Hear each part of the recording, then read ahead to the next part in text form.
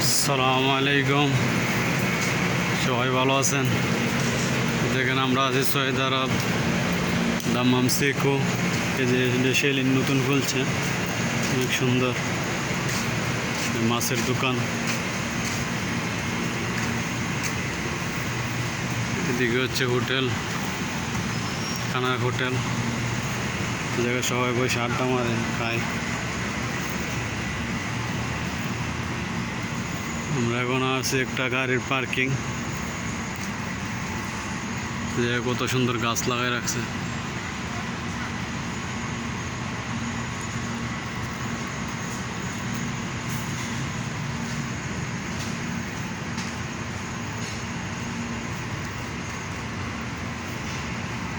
ওই পাশে হচ্ছে বাকালা মুদির দোকান।